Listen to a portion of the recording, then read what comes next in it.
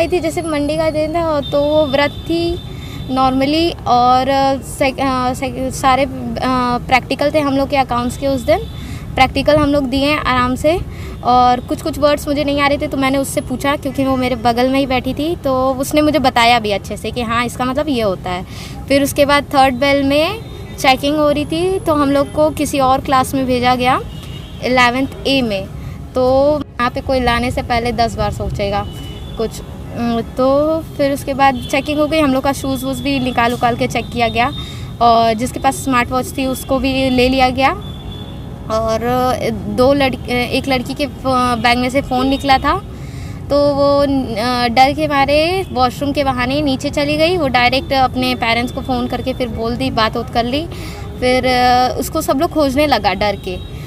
तो सारी जितनी भी मैम थी वो कह रही है नीचे जाओ, ऊपर जाओ, नीचे जाओ, देखो दौड़ के जाओ। तो उन लोग को लगा क्या कि वो भाग रही है, लेकिन ऐसा कुछ था नहीं। फिर उसके बाद वो तो हो गया, लेकिन श्रेया के पास ढेर सारी चॉकलेट्स थी, तो हम लोग को लगा कि उसके पास ढेर सारी चॉकलेट है, इसलिए उसको भी बुलाया गया है प्रिंसिपल ऑफिस में। लेकिन बाद में पता चला कि उसके पास से भी एक फ़ोन मिला है, और मुझे नहीं पता था कि ये कीपैड था कि वो कौन सा था।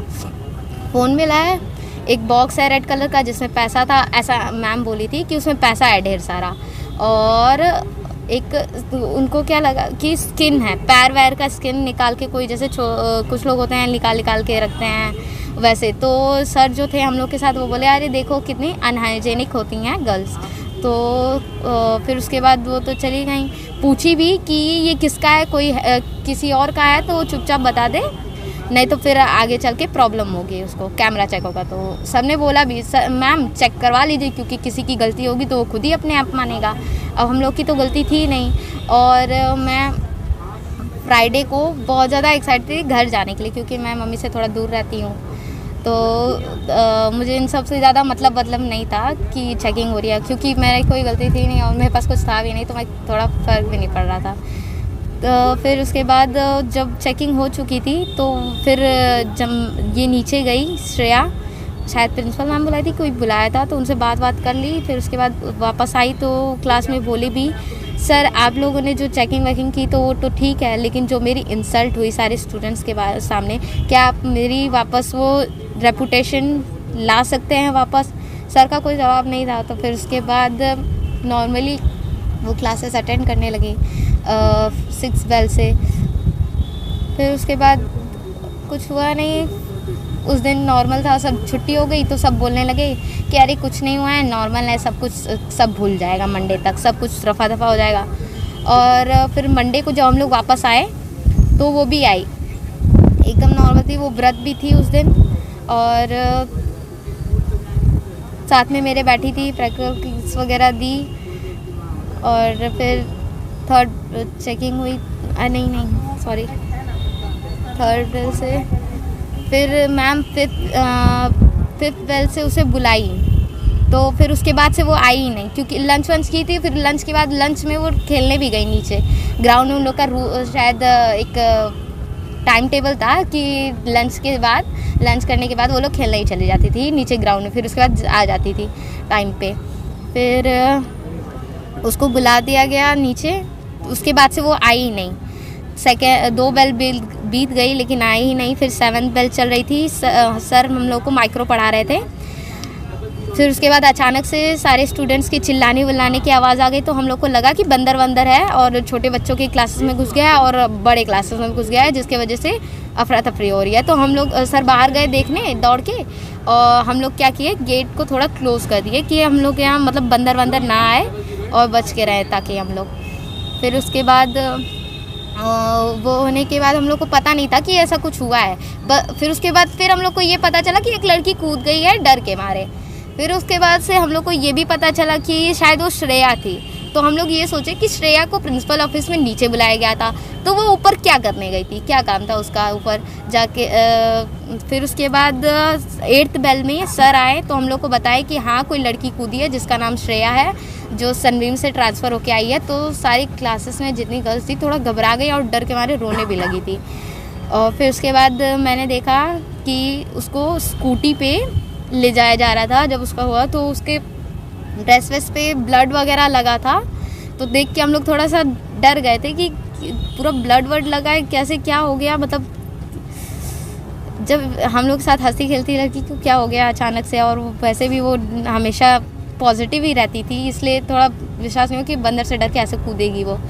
फिर उसके बाद उसके मम्मी पापा आए तो वो लोग चिल्ला के बोलने लगे, अरे भैया मार देना ये लोग, और डर गए, और डर के बाद रोने भी लगे। फिर उसके बाद से छुट्टी हो गई 2:30, हम लोग की 2:30 बजे आई थिंक छुट्टी हो जाती है, लेकिन उस दिन हम लोग की 2 बजे छुट्टी हो गई थी।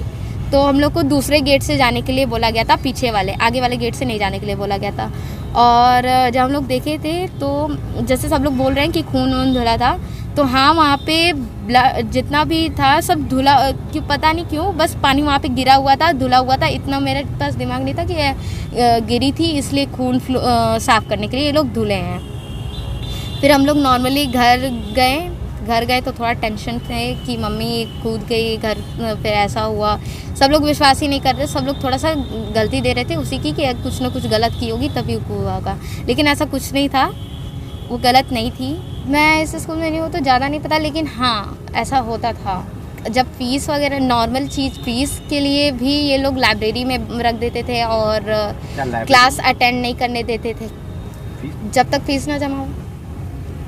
आपको क्लास अगर एप्लीकेशन दिए हैं पेरेंट्स तो वो बात अलग है, लेकिन ऐसे रखा जाता था। और मुझे जब मैं न्यू आई थी इस स्कूल में तो कुछ स्टूडेंट्स बोला भी तो, अरे तुम कहाँ से आ गए यहाँ पे, तुमको ये इस स्कूल का रूल्स वगैरह नहीं पता है, तुमको इस स्कूल के बारे में जानकारी नहीं लेनी थी क्या, बेकार में आ गई हो यार, तुम्हारे पास अभी भी टाइम है। पहले ही दिन बोले थे तुम्हारे पास अभी भी टाइम है, तुम निकल लो यहाँ से।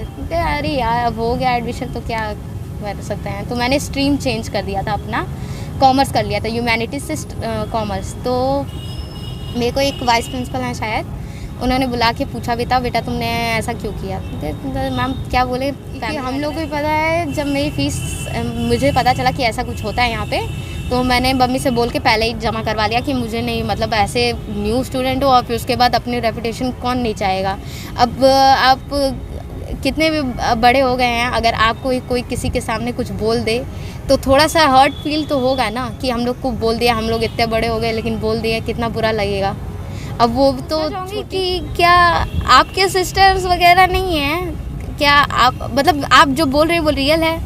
अब देखिए वो जो है ना, उनको क्या है कि प्रिंसिपल मैम छूट जाएंगे तो उनको नेक्स्ट टाइम में वो कैप्टन वगैरह भी बना सकती हैं, थोड़ा सा अच्छे पोस्ट पे भी डाल सकती हैं। तो इस बात के लिए भी तो कर सकते हैं ना ये लोग, तो उन लोग तो कुछ साथ देने के लिए तैयार हो जा रहे हैं, फिर अचानक से वो लोग पीछे हट जा रहे हैं।